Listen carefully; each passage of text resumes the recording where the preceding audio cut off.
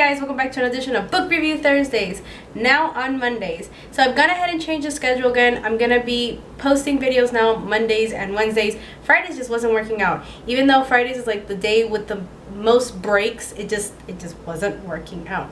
So today I'm going to be reviewing The Company of Ghosts by Berlie Doherty. I hope I said that correctly. This is actually the international paperback edition. This was originally released in the UK. I'm not sure when it was released in the UK, but I picked this up in July from Barnes & Noble. It was a new release, and it caught my attention for like different reasons. The cover, of course, the title, and it was wrapped in plastic. And I am not used to seeing books here in the States unless they're like 30 bucks. Wrapped in plastic. So I was like, I was intrigued. Even though we all know I'm plastically challenged, I was definitely intrigued by that. And so I picked it up, and based on the title, I thought that it was going to be a horror novel, but it really isn't. It's more like a supernatural drama that has some ghosty elements in it, but it's not scary, like nightmare-inducing scary. It's more like you get that unsettling, creeped out feeling. So, what is The Company of Ghosts about? Well, it's about a 16-year-old girl named Ellie. Side note there, authors, why do you always make the protagonists 16-year-old girls? Like, why can't they ever be boys of other varying teenager ages? Like this 13 to 19, there's lots of ages in between. Why? Rewind, going back. So 16-year-old Ellie starts off in the book, and she's in the process of running away. So the book doesn't actually open up exactly to there, but if I say anything else, I might be spoiling it too much for you guys. But she's running away, and in the process of running away, she ends up bumping into an acquaintance from her school band. I think it's a band. Another girl named Morag. Now, I really hope I'm pronouncing that correctly. I've never heard that name before, so I apologize if anyone's named Morag. I'm not trying to butcher your name. I've never heard that name before. But Morag's mom is like a social worker, and so Morag kind of knows the warning signs and convinces Ellie to instead come back to her house to spend the night and maybe kind of reevaluate whether or not she really wants to run away from home. And I didn't mention it, but she's running away from home because her mom just got remarried and her dad has moved away. Now, while staying there, Morag's mom gets in touch with Ellie's mom and offers a solution of letting Ellie come to their family holiday, aka family vacation, that they do every year. And so Ellie's excited to go. It's to this like tiny little mysterious island off the coast of some town, which the name I can't remember because I read this back in July. I actually read it right before BookTube, and so I have like the gist of it in my mind, but I'm already starting to forget details. That's not good, but I am. Anyway, so Ellie's super excited. She wants to go to this beautiful, mysterious island, which she's seen in a picture that Morag had in her room. And they set off the next day, but then things quickly start to go bad. So through a series of different events, Ellie ends up on the island with Morag's older brother, George, by themselves. And it's only meant to be a couple of days, but things go even worse, and Ellie ends up completely alone on the island. George goes and never comes back, and she's just stranded because the only way you can get off the island is through a boat, and it has to be through certain periods of the day because the tides go up and down, and so she's stranded. And that's when things kind of start to ensue. Now, I don't want to get way too much into it, but I do want to say that the book is, like I said, it's not scary horror, like, oh my god, nightmares for the rest of my life. It's more of a metaphorical and literal thing.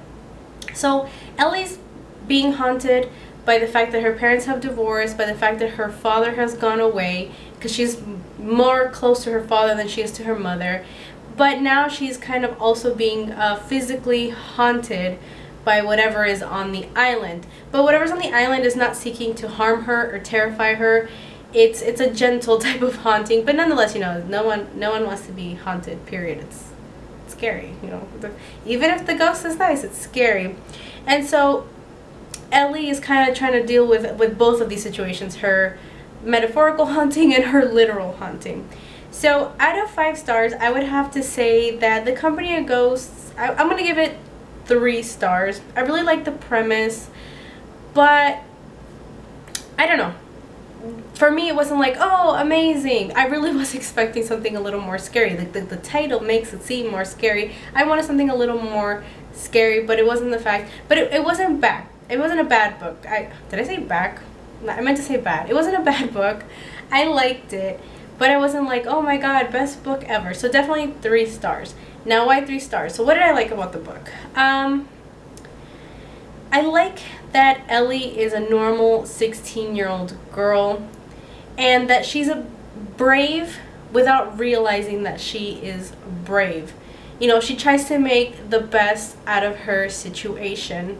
What I didn't like about Ellie was she was kind of like a whiny baby. She never really thought things through within the book, and she would kind of put herself in these really uncomfortable predicaments because she wasn't thinking things through. She was just kind of going with it, which I guess is kind of normal when you're 16. You don't really think everything through. You just kind of just go with whatever you're feeling. But nonetheless, it really bothered me because she could have avoided so many things from happening to her if she had just, you know, just thought it through just a little bit, Ellie, just a little bit. I like the way that the author kind of paints this island that she's on, the way she sets up the mood for those kind of creepy moments that do happen, but it starts to get kind of redundant rather fast because all of a sudden Ellie's stuck on this island and there's not really much for her to do. She's just really going through the motions, and eventually the reader kind of starts going through the motions with her. It's predictable. You know what she's going to be doing because like there's nothing else to be doing on the island. It's just every once in a while something new will be thrown in, and that's kind of what keeps the story for me at least, that's what kept it going, because if not, it would have been kind of like reading the journal of a girl that gets up, eats breakfast, and wanders around and gets creeped out. Like that's what it would have felt like if certain things hadn't been thrown in. Through the middle end of the book is where it starts to really pick up, and we start to learn different things about the island. We start to learn more about Ellie, and then, you know, things get more exciting at that point. And the book ends well. It ends in a satisfying way. You learn a lot, and that's all good. All the other characters that show up, Ellie's mom is really not very present in the book. She's only kind of present for a moment in the beginning and then more towards the end. We never see Ellie's dad.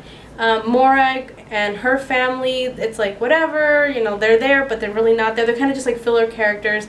And then there's George, where you get the impression that him and Ellie like each other, but that's never really a central point of the book. There's no real big romance element. It's kind of just implied and then maybe seen more towards the end of the book. So it's really a book about this just one girl by herself. Now, if you like supernatural type of books, if you like books that are more drama, maybe slightly tiny bit of horror, because again, it's not that kind of like frightening horror, then you might really like The Company of Ghosts. I don't regret getting it. It was a really quick, easy read.